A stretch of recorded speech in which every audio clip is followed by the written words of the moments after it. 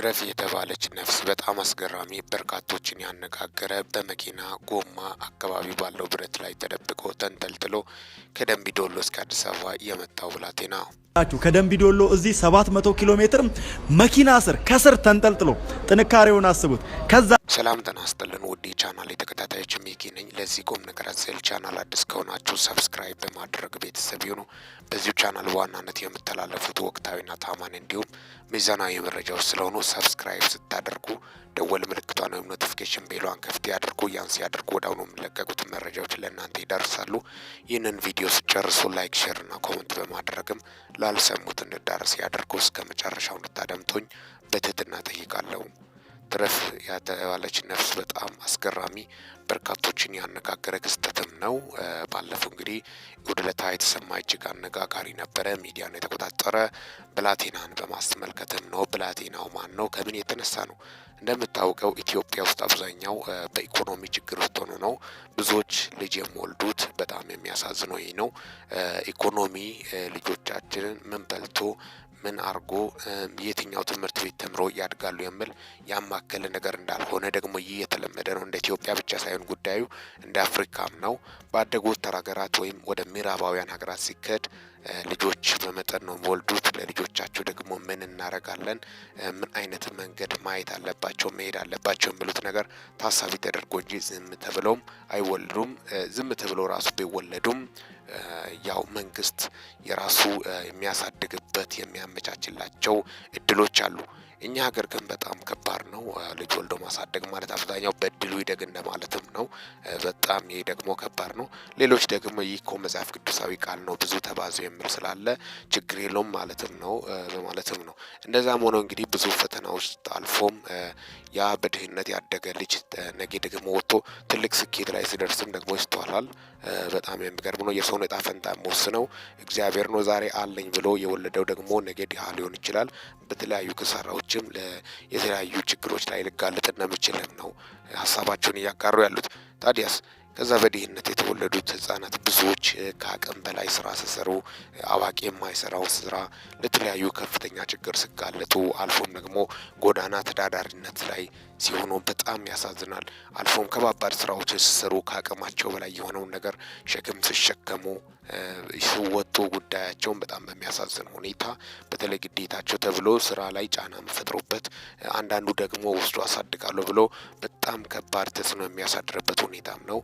በተለይ በድህነት ውስጥ የሚወለዱት ልጆች በጣም ከባድ ፈተና አይተው ያድጋሉ። አንዳንዶች ደግሞ እድሜያቸውም ሲያጥርም ይስተዋላል። በተለይ ጎዳና ላይ ህይወታቸውን የሚገፉት ማለት ነው። እጅግ አሳዛኝ ነው። የዚህኛው እንግዲህ ሰሞኑን የወጣው እጅግ አስገራሚና አስደናቂ በጣም በርካቶችን ደግሞ እንባ ያራጨ ክስተትም ነው የሆነው። ይህ እንግዲህ ከ600 ኪሎ ሜትር በላይ መኪና ብረት ስር ተንጠልጥሎ የመጣ ታዳጊ ነው።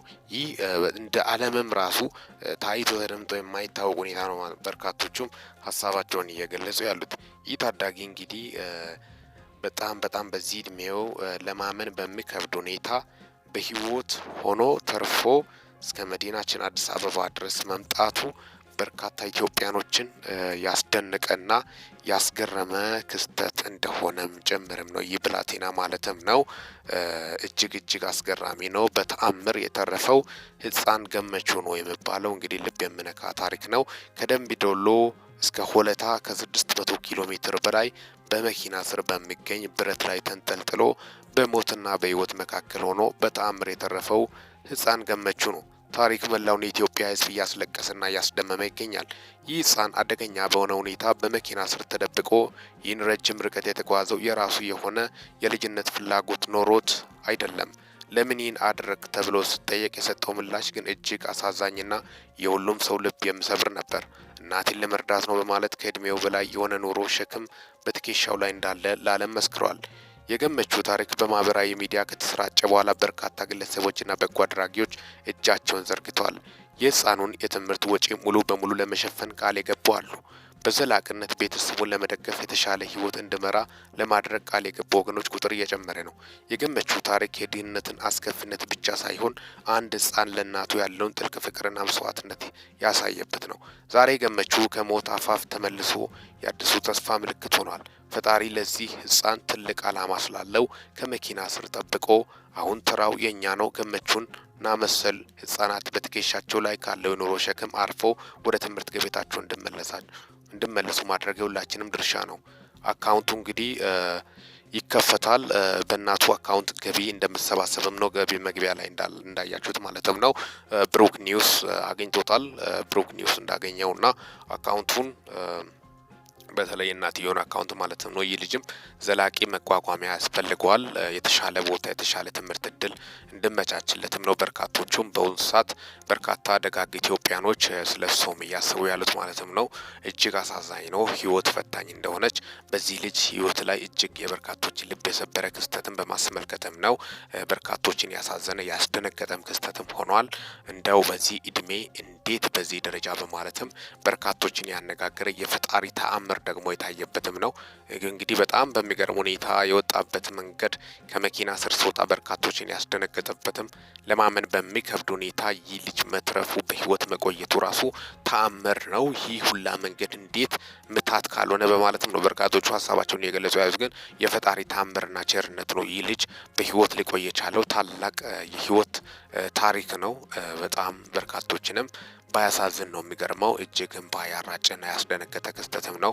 ይህ ልጅ በዚህ እድሜው እንደዚህ መሆን አለበት ወይ? አዋቂ እንኳን በዛ መጥቶ ይድናል ወይ? በጣም ከባድ በሞት አፋፍ ማለት ወይ አዋቂም ማንም እንደማይድንም ነው። ታምረኛ ነገርና በታምር ተርፎ እስከ ሆለታ ድረስ መሄዱ በጣም በርካታ ኢትዮጵያኖችን ልብ የሰበረ በተለይ ታሪኩ ማለትም ነው ያለበት በዚህ እድሜው እንደዚህ አይነት የኃላፊነት ጫንቃ መሸከሙ በርካቶችን ያስደነገጠና እንባ ያራጨ ክስተትን በማስመልከትም ነው። በአሁኑ ሰዓት እንግዲህ ደጋግ ኢትዮጵያኖች እጆቻቸውን እየዘረጉ እንደሚገኙ ጭምርም አጠቃላይ በሱ ዙሪያ ነው ለእናንተ ይዤላችሁ የመጣሁት። ገመቹ ህፃን ገመቹ ታሪክን በማስመልከት ልክ እንደ ፊልም ወይም ትረካ ነው መስለው በርካቶችን ለማመን በሚከብድ ሁኔታም ነው። አጠቃላይ እንግዲህ በዛ ዙሪያ እጅግ ልብ ሰባሪ ክስተቶችን በማስመልከት ምንድነው የተፈጠረው በሚሉ ዙሪያ በዚህ ህፃን ጉዳይ ዙሪያ ህፃኑን ለመርዳት ሁሉም ኢትዮጵያዊ በአሁኑ ሰዓት ርብርብ እንዲያደርግም ነው ጥሪ የቀረበውን ጉዳይ በማስመልከትም በዋናነት እንግዲህ ለእናንተ ይዤላችሁ የመጣው እስካሁን ድረስ እንግዲህ አጠቃላይ ያለው መረጃ በማስመልከትም ነው።